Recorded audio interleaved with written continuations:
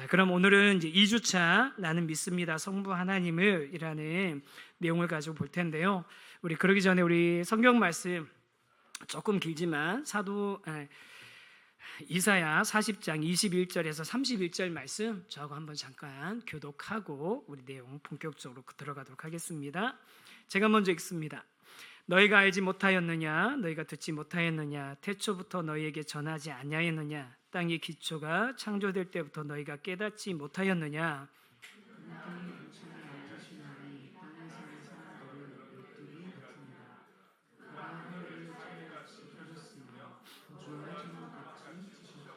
귀인들을 패하시며 세상의 사자들을 헛되게 하시나니 그들은 더욱 심기고 더욱 풀어졌으며 그 줄기가 더욱 땅에 뿌리를 박자 곧 하나님이 이름을 두시니 그들을 만나 회오리 바람에 불려가는 초기입니다. 거룩하신 이가 이르시되 그런즉 너희가 나를 누구에게 비교하여 나를 그와 동등하게 하겠느냐 하시니라. 너희는 눈을 높이 들어 누가 이 모든 것을 창조하라고 하노라. 주께서는 수요대로 한 사람을 끌어내시고 그들의 모든 이름을 부르시나니 그의 권세가 크고 그의 능력이 강함으로 하나도 빠짐이 없느니라. 야곱아 어찌하여 내가 말하며 이스라엘아 내가 이르기를 내 길은 여호와께 숨겨졌으며 내 송사는 내 하나님에게서 벗어난다 하느냐. 너는 알지 못하였느냐 듣지 못하였느냐 영원하신 하나님 여호와와 땅끝까지 창조하신 이는 피곤하지 않으시며 곤비하지 않으시며 명철이 끊임없으시니 피곤한 자에게는 능력을 주시며 무능한 자에게는 힘을 더하시나니 소년이라도 피곤하며 곤비하며 장정이라도 넘어지면 쓰러지게 같이 읽습니다. 오직 여호와를 앙망하는 자는 새 힘을 얻으리니 독수리가 날개치며 올라감 같을 것이요 다른 박질하여도 곤비하지 아니하겠고 걸어가도 피곤하지 아니하리로다. 아멘. 아멘. 이 말씀 우리 하나님에 대해서 하나님 어떤 분이신지에 대해서 잘 드러낸 말씀인 것 같아서 우리 같이 읽었고요. 우리 이제 사도신경 두 번째 파트가 뭐냐면 나는 믿습니다로 시작했지 않습니까? 그래도 나는 믿습니다. 그럼 그 뒤에 내용들이 쭉 이어지게 될 텐데 첫 번째 그럼 그 믿음의 대상이 누구인가라고 했을 때 하나님을 믿는다는 거예요. 성부 하나님을 믿는다. 그래서 그 하나님이 누구신지를 우리가 같이 한번 우리 사도신경을 기준으로 생각해 보겠는데요. 첫 문장이 어떻게 되죠? 사도신경 다시 한번 첫 문장 한번 우리가 그냥 천천히 한번 생각해 볼까요? 시작. 전능하사 천지를 만드신 하나님 아버지를 내가 믿사오뇨. 자, 그럼 나의 믿음의 대상의 첫 번째는 전능하사 천지를 만드신 하나님 아버지란 말이에요. 그런데 이거를 라틴어의 순서 그대로 한다면 그래도 나는 믿습니다 인 데움 누구를 믿는 거죠? 하나님을 믿는 겁니다. 그래서 하나님 그 다음에 근데 그 하나님이 누구시냐면 아버지시고 그 하나님 아버지가 어떤 분이시냐면 전능하신 분이시고 천지의 창조주이십니다 라는 이 순서대로 우리 사도신경이 하나님을 설명하고 있습니다. 그럼 이걸 하나하나씩 좀 우리 봤으면 좋겠는데요. 첫 번째가 하나님 데움이라는 단어입니다. 근데 이 하나님이라는 이 단어가 가지고 있는 중요한 의미가 있어요. 이 한 단어부터 굉장히 중요한 의미가 있어요. 왜냐하면 이게 뭐냐면 단수 목적격 명사라는 거예요. 단수입니다. 하나님은 몇 분이십니까? 하나님은 몇 분이십니까? 한 분이시죠. 유일하신 분이시죠. 여러분, 초월적인 신이 있다라는 감각은 거의 모든 사람들이 다 가지고 있는 생각이거든요. 그때 어떤 이제 방식이 다르고 대상이 다를 뿐이지. 그런데 그 초월자인 신에 대한 그 신앙 중에서 여러 신이 있다라고 생각하는 신앙이 보편적이겠습니까? 유일한 신이 있다라고 믿는 신앙이 더 보편적이겠습니까? 동시에 얘기하시니까 비슷하게 느껴지긴 한데 다시 한번 여쭤볼게요. 여러 신이 있다라고 믿는 신앙이 모든 인류에게 신앙이 보편적이겠습니까? 아니면 유일한 한 분의 신이 절대자가 있다라고 믿는 신앙이 더 보편적이겠습니까? 저기 여전히 반반인 것 같아요. 가장 보편적인 건 뭐냐면 사람에게 보편적인 건 뭐냐면 다신교가 여러 신들을 믿는 교회, 역사적으로나 뭐 인류학적으로나 가장 보편적인 게 다신교예요. 오직 유일신교를 믿는 데는 특별하게 뭐라고 표현하냐면 아브라함에서 출발된 종교만이 유일신 사상을 가지고 있다라고 그렇게 표현을 해요. 뭐죠?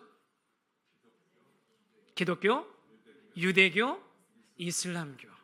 이 세 개 종교만이 유일신 사상을 가지고 있다라고 생각을 합니다. 거의 일반적으로. 그래서 고대에서 현대까지 사람들에게 다신론은 가장 보편적인 신에 대한 개념이었습니다.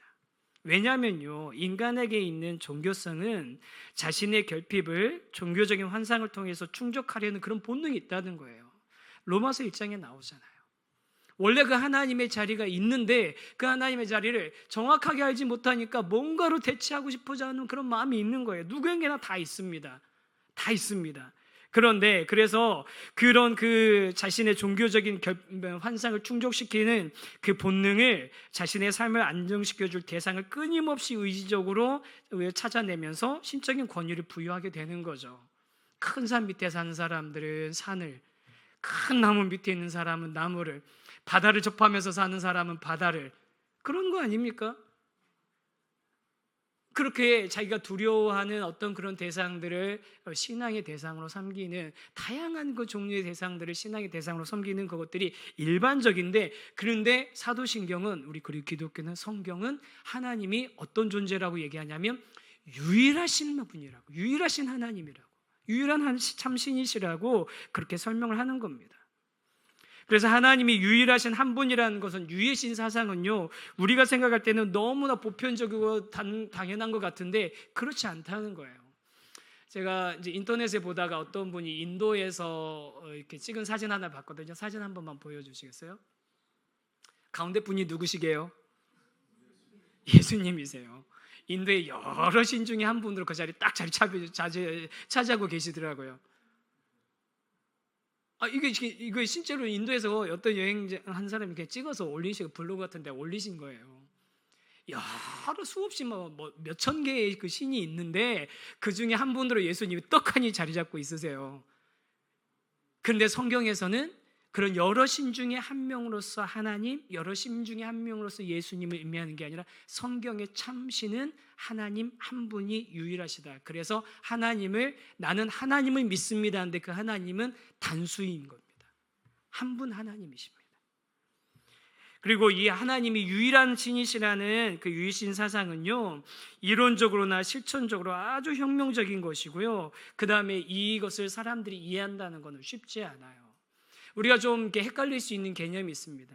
여러분, 다신교가 있고 단일신교가 있고 유일신교가 있거든요.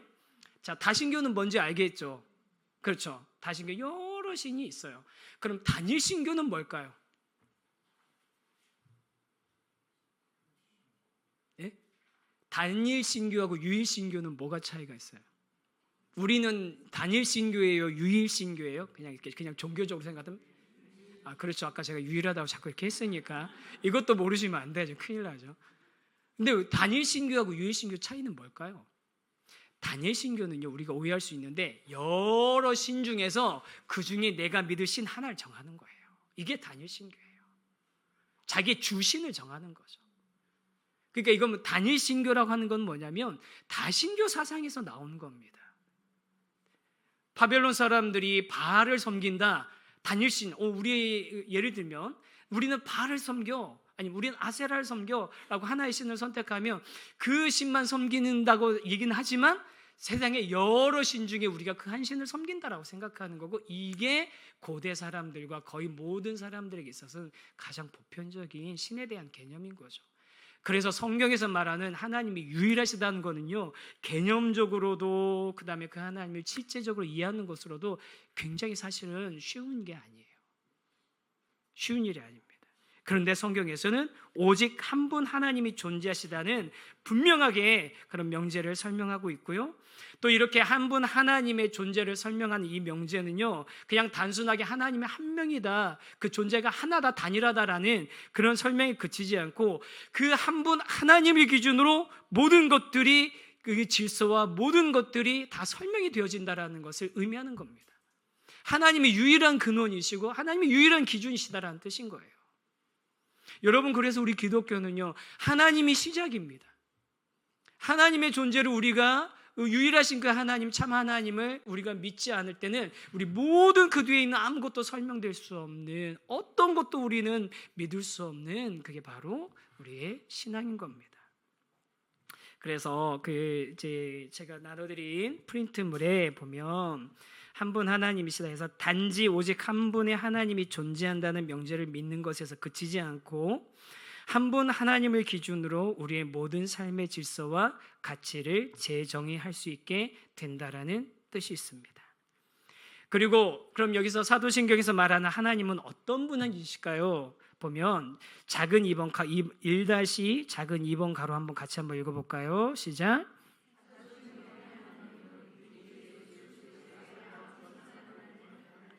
사도신경의 하나님은 우리 주 예수 그리스도의 아버지 하나님을 가리키는 것입니다. 그 하나님은 성경에 자신을 계시하고 계시고요, 또 예수 그리스도를 통해서 자신을 드러내고 계십니다. 우리 신에 대한 개념 여기서 한 가지만 더 설명해 드릴게요. 아까 뭐 다신교, 단일신교, 유일신교 이렇게 설명했는데, 그러면 또 하나 신에 대한 개념 하나 대표적인 게 뭐가 있을까요? 무신론이 있을 수 있죠. 신 없어 라고 얘기하면, 그럼 신이 존재가 없다라고 얘기하는 그거는 어떤 종류의 신앙일까요? 그렇게 신의 존재를 스스로 부인하는, 그것을 신념하는 일종의 강력한 종교 행위인 겁니다. 그것도 신이 없다고 주장하는 것도 일종의 신앙적인 진술이고요. 여러분, 어떠한 논증으로도 참 하나님의 존재와 부존재를 확실하게 증명할 수 있을까요? 없을까요? 없습니다. 불가능한 거예요. 불가한 영역인 겁니다. 어떤 것으로도 확실하게 하나님은 존재하지 않는다라고 설명할 수도 없고요, 또 사람들이 확실하게 이해할 수 있게 확실하게 증명할 수 있는, 논증할 수 있는 방법도 사실은 없습니다. 왜냐하면 인간의 언어와 논리와 설명의 모든 것들이 그 한계를 뛰어넘는 존재이시기 때문인 거죠. 그래서 하나님은 유일하신 한 분 하나님이시고 성경에 자신을 드러내고 계시고 예수 그리스도를 통해서 자신을 드러내신 바로 그분이 우리가 신앙으로 고백하는 하나님이십니다. 귀한 성도 여러분, 저 여러분은 그 하나님을 우리가 고백하며 그 하나님 안에서 우리의 신앙이 이렇게 이제 든든하게 서가는 그런 하나님의 사람들인 줄 믿습니다. 우리의 모든 근거, 우리의 모든 기준, 우리의 시작과 끝이 누구에게 있습니까? 그 하나님에게, 성경에서 말씀하신 바로 그 하나님에게, 한 분 하나님에게 있습니다. 그게 우리의 신앙의 고백입니다. 그러면 그 한 분 하나님은 어떤 분이십니까? 설명이 나오는데요, 큰 2번 아버지, 성부 하나님을 가리킵니다. 여러분, 신을 아버지라고 부르는, 또 아버지, 신과 그 사람의 관계를 부자 관계로 설명하는 게 성경에 유일하게 나올까요? 그렇지 않아요.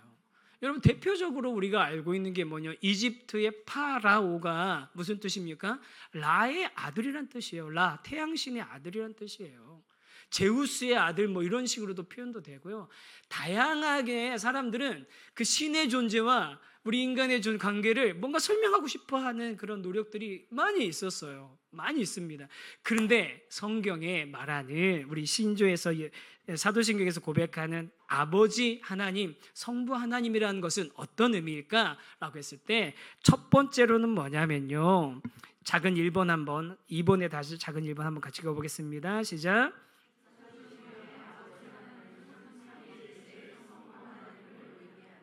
여러분, 사도신경의 아버지 하나님은 첫 번째는 어떤 하나님이냐면요, 삼위일체의 성부 하나님을 의미하는 겁니다. 삼위일체. 삼위일체가 뭐죠?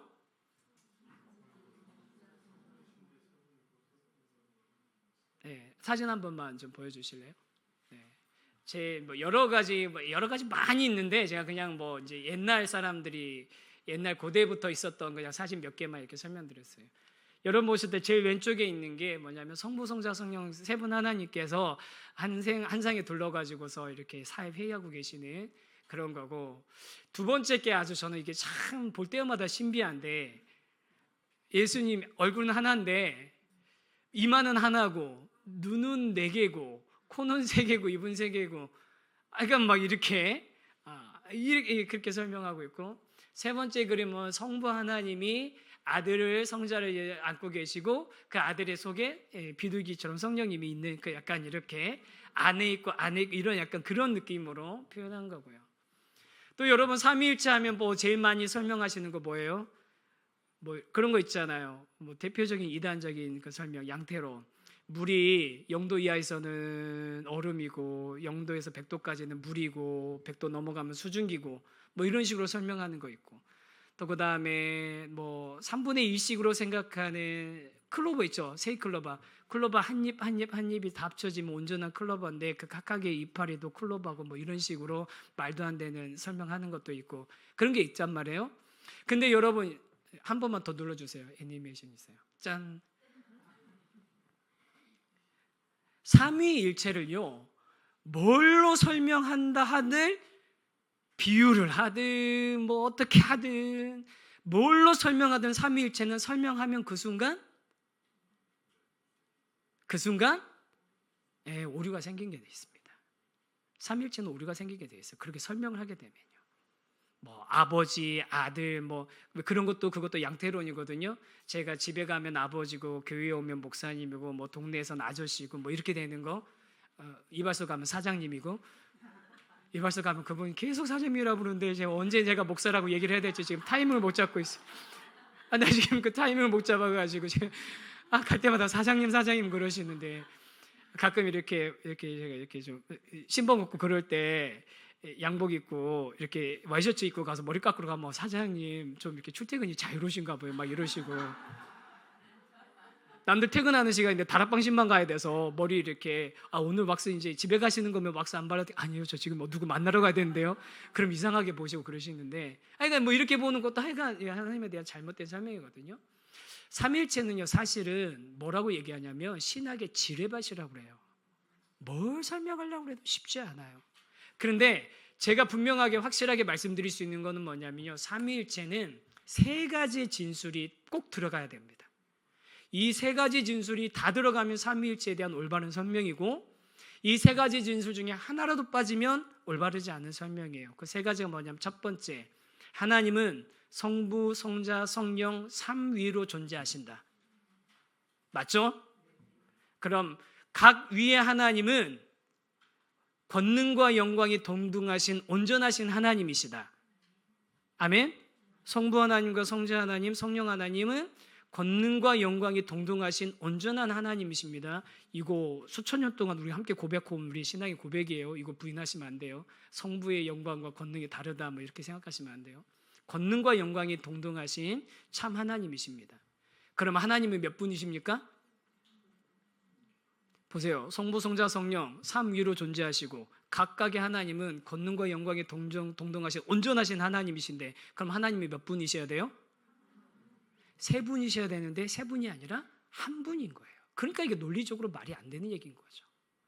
말이 안 되는 얘기예요. 삼위일체를 말로 설명할 수가 없어요. 뭘로 설명하든 다 오류가 나요. 이 세 가지 진술이 무조건 다 들어가야만 되는 거예요. 그 성부, 성자, 성령 삼위로 존재하신 바로 그 하나님, 그 성부 하나님이 우리가 사도신경에서 고백하는 하나님 아버지신 겁니다. 그래서 우리가 성부, 성자, 성령 삼위로 존재하시는 하나님이신데, 하나님은 한 분이심을 고백하는 삼위일체 신앙이 사도신경의 중요한 뼈대입니다. 이 첫 문장 안에서 이 중요한 그 진술에 핵심적인 내용이 두 가지가 들어가 있는 거예요. 성부 하나님, 삼위 중에 성부 하나님을 이야기하고, 그런데 그 하나님이 한 분 하나님이시다라는 거예요. 그 다음 작은 2번 같이 한번 읽어보겠습니다. 시작.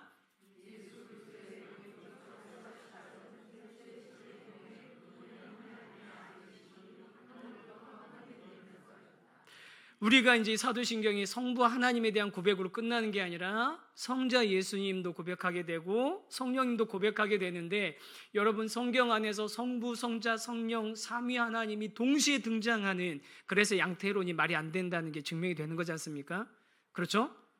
성부, 성자, 성령이 동시에 등장하는 그 장면이 어디에 나옵니까?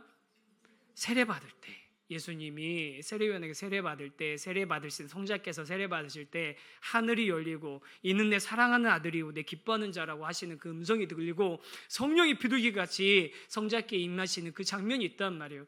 이 장면으로부터 시작해서 성자 예수님의 이 땅에서의 공생의 사역이 시작이 됩니다. 그때부터 공생의 사역이 시작돼요. 그 얘기는 무슨 얘기냐면 성부, 성자, 성령 삼위 하나님으로 존재하신 하나님의 존재가 세상 가운데 드러나면서 한 예수 그리스도의 구속의 사역이 본격적으로 시작이 됐다는 거예요. 그래서 그렇게 그 하나님께서 성부 하나님과의, 성자 하나님과의 관계, 또 성부, 성자와 성령과의 관계가 확실하게 드러나면서 그 사역이 시작되었기 때문에 우리 성부 하나님, 성부, 성자, 성령 삼위 하나님 중에서 성부 하나님을 우리가 고백하는 것이 우리 신앙에 있어서 굉장히 중요한 내용이 되는 것입니다. 그러면 그 성부 하나님이 성자 예수님의 아버지만 되십니까? 그렇지 않습니다. 성경에서는요, 끊임없이 뭐라고 얘기하냐면요, 구약에서는 하나님이 택한 하나님의 백성을 향해서 뭐라고 합니까?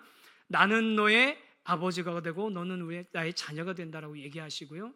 그리고 또 신약에서는 사도 바울이 뭐라고 얘기합니까? 우리가 하나님의 자녀가 됐는데 어떻게 자녀가 됐죠? 양자가 됐다는 거예요. 하나님께 입양된 자녀라는 거예요.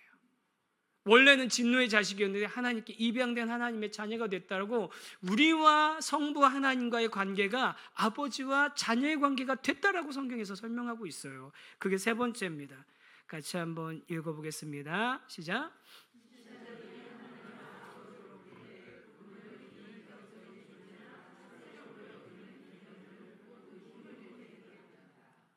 하나님의 어떤 능력, 힘이나 아니면 어떤 그런 뭐 세력이나 아니면 어떤 그런 어떤 우리 뭔가 비인격적인 그런 어떤 그런 존재라고 생각할 수 있는 그런 모든 개념들이 이 하나님을 아버지라고 고백할 때 다 깨지는 겁니다.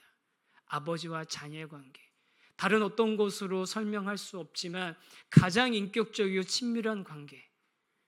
이렇게 아버지와 관계를 하면 우리 한국 분들, 우리 성도님들 중에 특히 또 우리 형님들 중에서는 아버지한테 맨날 매만 맞고 술 먹고 막 이렇게 가정 어렵게 하는 아버지만 경험한 분들은 아버지에 대한 안 좋은 그 이미지 때문에 하나님을 안 좋아하실 수도 있는데, 그렇지 않아요. 하나님 그런 나쁜 아버지가 아니라 선한 아버지시거든요. 그리고 성경에는 우리가 잘 아는 것처럼 하나님을 우리가 아버지로 부르지만 그 하나님 아버지의 여러 속성 중에는 인자한 어머니와 같은 따뜻한 어머니의 속성에 같은 그런 속성도 있지만, 그렇지만 우리가 하나님을 어머니라고 부르지는 않습니다. 그렇죠? 어머니 하나님 부르면은 이쪽 교회 말고 다른 교회 가셔야 돼요. 하나님이 그런 속성이 있으시지만 하나님은 어머니라 부르지 않고 하나님은 우리 누구라 부른다고요?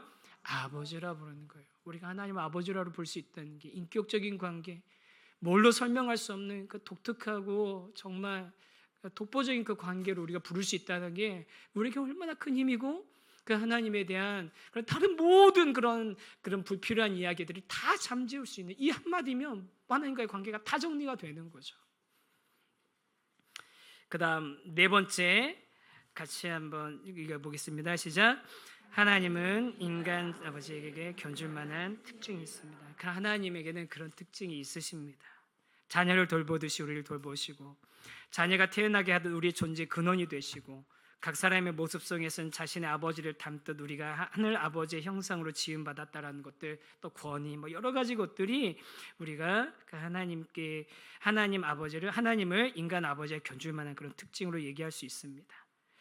그리고 이제 하나님, 한 분 하나님, 유일하신 한 분 하나님, 그 다음에 그 하나님이 성부 하나님, 우리 아버지시다라는 것과 세 번째 하나님에 대한 설명은 뭐죠? 전능하신 분이시라는 것, 전능하신 하나님이시라는 겁니다. 전능하시다, omnipotent, 모든 능력을 다 가지고 있다. 근데 여러분, 이 전능하심이란 단어 여러분 어떻게 생각하세요? 사진 한 번만 좀 보여주시겠어요? 여러분 이 영화 아실 거예요. 브루스 올마이티라고. 유명한 짤인데요. 브루스가 출근하는데 길을 막고 있으니까 홍해 기적을 도로에서 만드는 거예요. 쫙 하면서 브루스 올마이티. 이제 똑같은 반복이니까 넘겨주십시오. 여러분 전능하신 하나님, 이것만큼 하나님을 잘 표현한 표현도 없고, 또 하나 이것만큼 하나님에 대해서 우리가 오해하게 만드는 표현도 없을 거예요. 왜 그러느냐? 전능하시다라는 걸 여러분은 어떻게 이해하고 계십니까? 하나님의 능력, 하나님이 능력을 우리가 모든 것을 단순히 할 수 있는 그런 힘을 가진 분이라고 정의한다면 그 하나님의 무궁하심을 인간의 유한한 인식의 틀에 가두며 오류를 겪게 될 수 있습니다. 뭔 어려운 말을 이렇게 하느냐 하는데 어렵죠? 쉽게 설명해 드릴게요. 우리 인간의 인식이, 전능하심에 대한 인식이 얼마나 오류투성이가 될 수 있는지 제 질문에 한번 답해 보세요. 전능하신 하나님이 옮길 수 없는 바위를 만드시는 것이 가능합니까? 전능하신데요? 생각해 보시라고요. 전능하신 하나님이, 이거는요 굉장히 유명한 신학적인 변증의 논증 중에 하나예요. 전능하신 하나님이 옮길 수 없는 바위를 만드는 일이 가능한가? 가능해요? 만들었는데 그걸 못 옮기시는데요? 못 옮기시면 그 전능하신 거예요?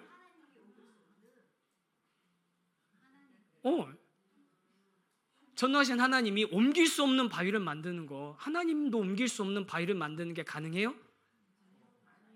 안 가능해요? 하나님한테 불가능한 게 있어요?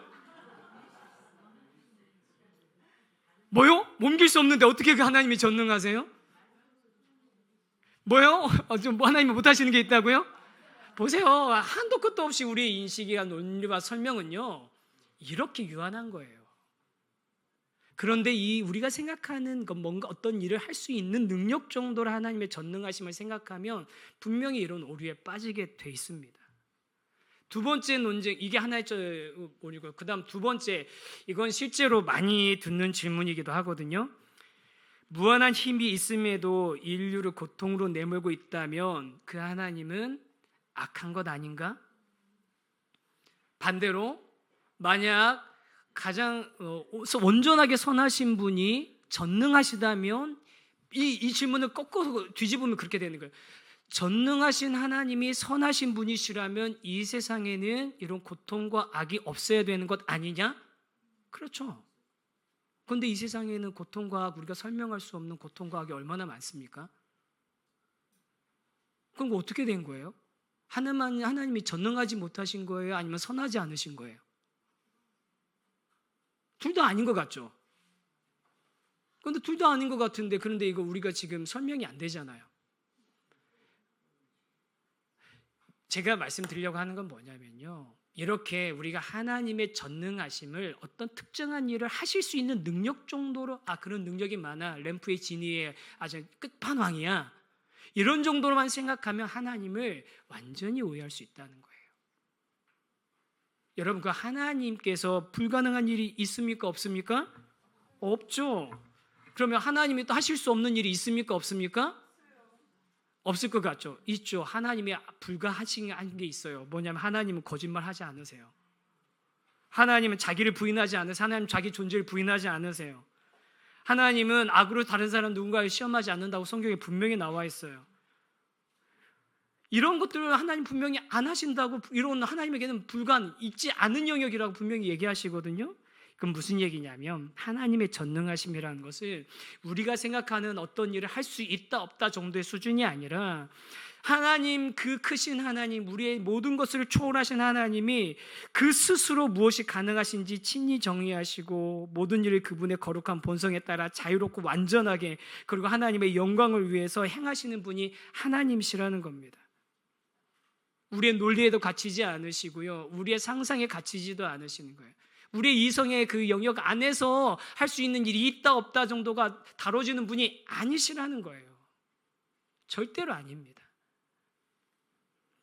그 무한한 그 하나님, 그 하나님의 그 존재는 우리가 정말 다 이해할 수 없지만, 완전하게 이해할 수 없지만 그 하나님의 본성을 우리가 조금 더 알고 이해하는 데 있어서 도움을 받기 위해서 이 전능하심에 대해서 묵상하고, 또 그런 하나님이, 우리는 정말 상상할 수도 없는 그 하나님이 우리를 위해서 일하신다는 것이 우리에게 힘과 위안이 되는, 또 우리에게 진정한 소망이 되는 것을 경험하는 것이 우리가 할 수 있는 어쩌면 최선의 그 전능하심에 대한 이해일 수도 있어요. 그래서 어디까지 봐야 되죠? 자, 작은 이제 3번에 작은 1번 한번 같이 한번, 그럼 이제 사도신경에서 고백하는 하나님에 대해서 한번 읽어보겠습니다. 시작. 세상의 모든 능력과 권세가 하나님에게서 유래합니다. 세상을 창조하시고 다스리시고 완성하시는 유일하고 궁극적인 존재로서 하나님의 전능하심을 우리가 이야기하는 겁니다. 다시 한번 말씀드릴게요. 세상을 창조하시고 다스리시고 완성하시는 유일하고 궁극적인 존재로서 전능하신 하나님을 우리가 이야기하는 겁니다. 그리고 그 전능하신 하나님의 영역 안에 이제 우리의 인식할 수 있는 범위 안에서 하나님 하시는 일들이 들어갈 수 있는 거예요. 그게 뭐냐면 작은 2번입니다. 같이 읽어보겠습니다. 시작.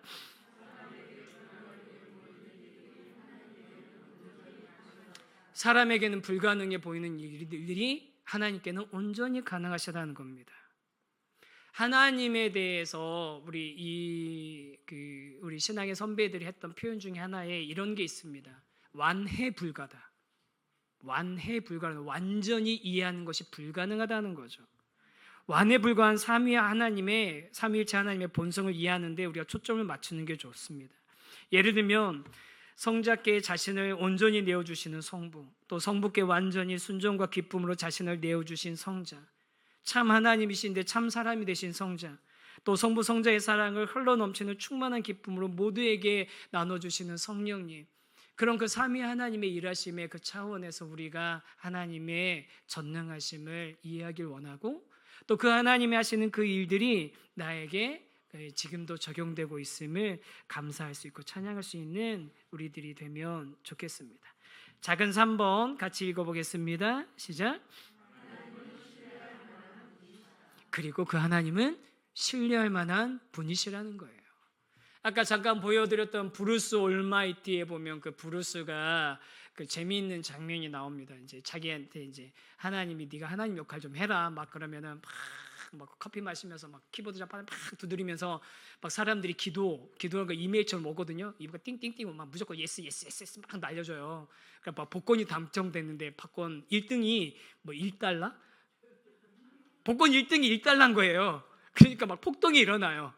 야 이게 뭐야 하면서 막 폭동이 일어나는, 자기 좋으면 연애하려고 달 끌어당기고 밀어내고 뭐 이런 식의 변덕이 많은 그런 하나님이 아니라 신뢰할 만한 그 하나님이, 그 삼위일체 하나님 중에 성부 하나님께서 그 신뢰할 만한 하나님이 우리를 위해서 일하시고 우리를 위해서 완전한 계획을 가지고 계시다는 거, 그게 우리가 신앙으로 고백하는 하나님의 속성인 겁니다. 하나님의 속성 마지막 네 번째는요, 천지의 창조주이십니다. 천지의 창조주. 여러분 천지, 그럼 뭐 천지니까 한자어니까 우리식으로 풀이하면 하늘과 땅이죠. 하늘과 땅이면 어디부터 어디까지 하늘과 땅입니까? 예? 어디요? 저기서부터 여기까지. 그거 맞네요. 거기서부터 거기까지 맞아요. 거기서부터 거기까지 맞습니다. 근데 우리가 하늘과 땅 그러면 어떤 개념이 있냐면 눈에 보이는 물리적인 세계만 생각하는 경우들이 많아요. 우주, 자연, 지구 정도까지 생각하죠. 그런데 여러분, 이 사도신경이 그때 이미 3세기에 거의 확정이 되어졌고 7세기에는 거의 모든 그런 사본이 같았다고 우리 말씀드렸잖아요. 그 당시에 사람들이 고백하는 하늘과 땅은 뭐냐면 보이는 세계와 보이지 않는 세계, 물리적인 세계와 영적인 세계를 통틀어서 다 말하는 게 바로 하늘과 땅인 겁니다. 그래서 제가 얘가 아니라 참고가 니케아 신경에 나와 있는 건데요. 천지를 뭐라고 표현하냐면요. 보이는 것과 보이지 않는 모든 것의 창조주시다라고 니케아 신경에서 고백하고 있습니다. 보이는 것과 보이지 않는 모든 것의 창조자.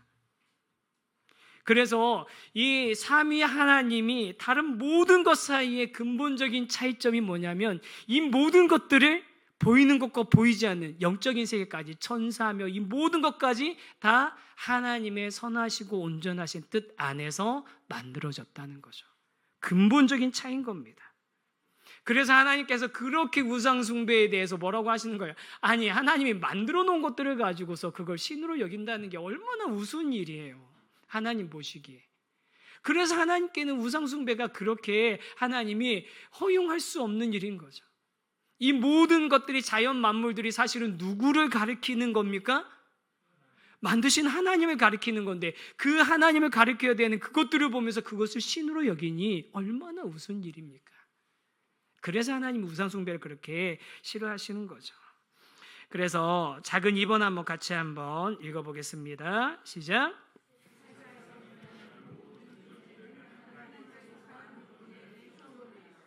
자, 모든 만물의 창조주, 보이는 것과 보이지 않는 모든 것의 창조주가 하나님이시라면 우리가 보는 모든 것들, 우리가 만나는 모든 사람들은 누구의 피조물이라는 겁니까? 하나님의 피조물이라는 겁니다. 그래서 우리의 눈에 어떻게 보이느냐와 상관없이 그 자체로서 고귀한, 존귀한 가치를 가지고 있다는 거예요, 여러분. 여러분, 이게 그 오랜 시간 동안 사람들이 주권이 왕에게 있고 소수의 사람들에게 주권이 권력이 있다라고 생각했던 그 오랜 시간의 그 지배를 깨뜨리고 우리 모두 각자 한 사람 한 사람이 하나님께서 부여하신 천부의 인권이 있다라고 이야기하면서 이런 민주주의를 만들 수 있는 근간이 됐고요. 그리고 지금 이 시대에 우리가 세상을 바라볼 때 이 자연마저도 사실 하나님을 가꾸고 보존하라고 우리에게 주신 소중한 것들인데 그동안 우리가 얼마나 낭비하며 우리가 얼마나 그것들을 갖다가 마음껏 무절제하게 사용되어 왔는지 해왔는지 이제 우리 다시 이 말씀을 통해서 우리가 깨닫게 되는 중요한 근거가 되는 거죠. 여러분, 좀 보이는 모든 것들은 우리 하나님께서 만드신 소중한 것이고요. 그 각각의 그 자체로서 고귀한 가치를 지니고 있음을 확신하시기 바랍니다. 아멘이시죠? 네. 얼마 전에 이제 우리 전도사님 휴가 가셨는데도 열일하고 계세요. 저한테 이제 카톡 보내면서 어떤 성도님이 여기 가도 되냐고 하나 딱 보내주셨는데 딱 보니까 구원파 집회인 거예요. 기쁜 소식 선교회에서 하는 구원파 집회. 그래서 바로 제가 직접 전화드려서 거기 구원파예요. 가시면 안 돼요. 제가 그렇게 간단하게 말씀을 드렸어요. 구원파가 왜 이단인지는 뭐 인터넷에만 한 번만 쳐보면 너무 잘 나오니까 어쨌든 가지 마세요. 그렇게 그냥 깔끔하게 딱 정리를 했거든요. 여러분, 구원파가 얘기하는 것 중에 왜 이단입니까? 보이는 물질 세계를 무시하는 거예요. 영적으로 구원받으면 된다고 깨닫고. 그런데 여러분, 우리 이 몸 누가 만드신 거라고요? 이 몸 하나님이 주신 거예요, 우리에게. 여러분, 이 몸 하나님이 우리에게 주신 거라고요. 우리가 부활할 때, 나중에 부활할 때 어떤 상태로 부활합니까? 사도신경에 뒤에 할 거 제가 미리 한 번만 좀만 땡겨서 할게요. 어떻게 산다고요? 뭐가 산다고요? 영혼이 사는 것 전에 몸이 다시 사는 것과 여러분, 우리의 부활은 영적인 영원한 삶이 아니라 몸이 다시 사는 겁니다. 온전한 존재가 되는 겁니다. 온전한 존재라는 건 뭐냐면 하나님이 처음에 만드셨던 그 존재, 몸과 영혼이 있는 존재, 그 존재로 사는 걸 의미하는 겁니다. 그래서 물질 세계를 무시하지 마시고 내 몸을 사랑하고 가꾸는 것 이기적인 게 아닙니다. 신앙 없는 게 아닙니다. 그게 바로 하나님께서 맡기신 가장 최소한의 이 땅 안에서 우리가 살아가는 동안에 우리가 감당해야 될 의무 중에 하나인 거예요. 건강관리 잘 하세요. 어떻게 새벽 예배 끝나고 탄천 걷기? 그러려면 새벽기도 먼저 나오셔야 되는데 여러분, 그렇게 우리 물질 세계를 절대로 무시하지 마셔야 됩니다. 그 다음, 그렇기 때문에 우리가 이 세상을 통해서 우리가 하나님과의 관계를 우리가 온전히 알게 되면 작은 3번입니다. 같이 읽겠습니다. 시작. 모든 피조물은 창조자 하나님의 참매게 됩니다. 우리 유명한 말씀 시편 8편 1절 한번 같이 한번 읽어보겠습니다. 시작. 여호와 우리 주여, 주의 이름이 온 땅에 어찌 그리 아름다운지요. 주의 영광이 하늘을 덮었나이다. 아멘. 주의 이름이 온 땅에 어찌 그리 아름다운 주여, 주의 영광이 하늘을 덮었나이다. 주의 손가락으로 지으신 주의 하늘과 주가 베풀어 두신 달과 별들을 내가 보오니 사람이 무엇이기에 주께서 생각하시며 인자가 누구의 주를 권고하시나이까. 여러분, 이 자연 만물 우주를 바라보면 그 하나님의 손길을 우리가 느끼게 되는 거죠. 시편 19편도 마찬가지입니다. 같이 읽어보겠습니다. 시작. 하늘이 하나님의 영광을 선포하고 궁창이 그의 손으로 하신 일을 나타내는도다. 날은 날에게 밤은 밤에게 지식을 전하니 그 소리가 온 땅에 그 영광이 세계 끝까지 이르리로다. 할렐루야. 이 온 우주 만물이 그 하나님의 영광, 하나님의 존재를 가리키는 하나님의 서명이 되어 있는 그런 작품과 같습니다. 여러분, 그렇잖아요. 우리가 미술관 가면은 참 모르다가도 그 옆에 피카소 탁 써있으면 예전에 우리 순장님들하고 갔던데 뭐 이렇게 피카소 이렇게 돼 있으니까 어쩐지 뭔가 예술적인 깊이가 느껴져. 여러분, 그 서명 하나가 이걸 바라보는 해석이 달라지잖아요. 여러분, 이 온 우주에 하나님의 서명이 되어 있는 거예요. 놀랍지 않습니까?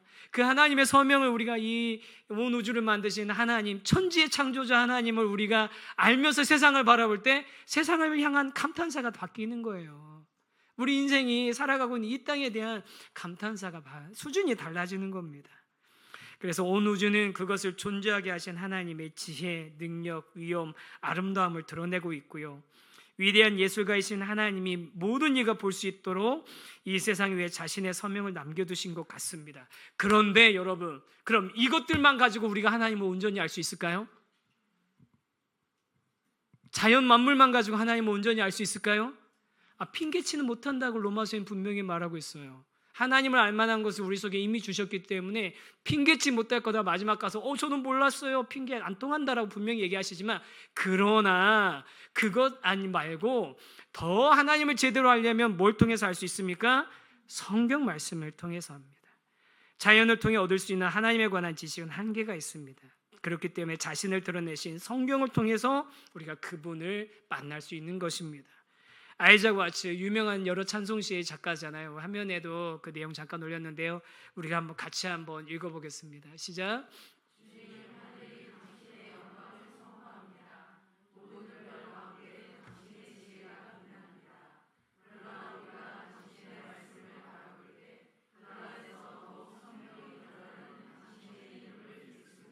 아멘. 하늘이 하나님의 영광을 선포하고 모든 별 가운데 지혜 같은 빛나지만 당신의 말씀을 볼 때 그 안에서 선명히 드러나는 당신의 이름을 읽게 됩니다. 할렐루야. 그래서 우리가 성경을 읽어야 되는 거예요. 그래서 성경을 우리에게 주신 겁니다. 그래서 우리가 그 성경 안에 있는 하나님을 온전히 믿으시면 좋겠습니다. 왜냐하면요, 제가 이렇게 하나님에 대한 설명 드리지만 우리 안에는 각자 나름대로 자기가 생각하는 하나님에 대한 그림이 있어요. 각자 나름대로 자기가 생각하는 하나님의 어떤 이미지가 있거든요.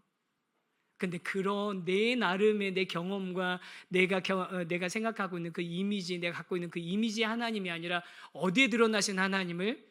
성경에 기록되어 있는 하나님을, 성경을 통해서 발견한 그 하나님을 우리가 온전히 믿게 되기를 소망합니다. 그 다음 네 번째, 같이 한번 작은 4번 읽어보겠습니다. 시작.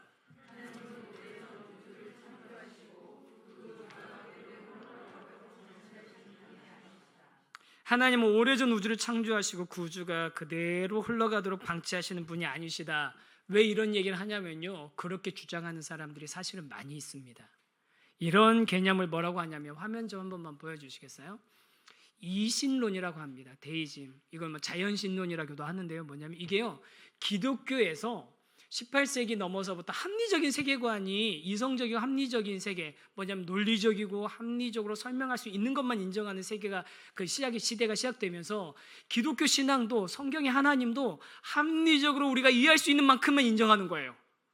그러니까 하나님의 기적이나 성육신이나 삼위일체나 이런 모든 것들 다 부인하는 거죠. 부활도 부인하고 다 부인하는 겁니다. 논리적으로 설명할 수 있는 것만 설명하는 거예요. 예를 들면 홍해의 기적 같은 걸 이렇게 설명하는 거죠. 논리적으로 어떻게 설명할 거예요? 조수간만의 차이로 어느 이렇게 지점에 물이 이렇게 얕아져 가지고 거기 갔다가 이렇게 지나갔는데 그 다시 간만 이렇게 해가지고서 빠져 죽었다. 여러분, 하나님께서 하시는 기적이 성경에는 뭐라고 되어 있냐면요, 이거 전에도 제가 몇 번이나 강조한 건데, 성경에 밤새 불어온 그 바람 위에서 물이 양쪽에 벽처럼 섰었다라고 기록이 되어 있어요. 왜 성경에 있는 그 기록은 무시하면서 아니 어떻게 물이 양쪽에 벽처럼 설 수 있어? 물이 줄어들었겠지. 그렇게 합리적으로 이해할 수 있는 것께 설명하는 게 우리가 볼 때는 굉장히 좋은 것처럼 느껴지죠. 그래서 여러분 죄송한데요, 창조과학이요 사실 위험한 요소가 있어요. 제가 창조과학에 대해서 저도 한때 막 이렇게 저 대전에 있으니까 가까이 우리 그 카이스트에서 막 이런 것들 많이 하시고 거기 교수님들 그런 거 하시는 분들 많거든요. 가서 이렇게 옛날에 이렇게 듣고 오면 저도 막 이렇게 막 뜨거워가지고 막 진짜래 막 이랬었는데, 지금 생각해 보니까 아니에요. 성경 말씀에 하나님이 하신 일을 우리가 어떻게 다 논리적으로 합리적으로 설명할 수 있겠어요? 설명 안 되는 게 맞는 거예요. 설명 안 되는 게 맞는 거예요. 합리적으로 설명해 주려고 하지 말고 합리적으로 설득하려고 그걸로 설득할 수 있을 거라고 생각하지 마시기 바랍니다. 우리 그래서 이 이신론을 뭐냐면요, 시계 태엽, 정교한 태엽 장치 같은 시계를 이렇게 만들어 놓고 그거를 태엽을 감아 놓으신 거예요. 그래서 이제는 지가 알아서 이렇게 자연의 법칙에 의해서 맞물려 돌아가게 만들어 놨다. 하나님은 인간의 일에 개입하지 않는다라고 하는 게 이신론입니다. 그런데 하나님은 그런 분이 아니십니다. 피조 세계를 향한 하나님의 지속적인 관심과 개입은 예수 그리스도 안에서 행하신 구속을 통해서 궁극적으로 드러내고, 그리고 완성하고 회복시키시고 완성하시는 그 하나님의 의지가 성경에 또 우리 역사 가운데 강하게 드러나고 있음을 우리가 알고 있습니다. 작은 5번 또 읽어보겠습니다. 시작. 인간은 하나님의 형상 곧 그분을 닮은 존재로 지음받았습니다.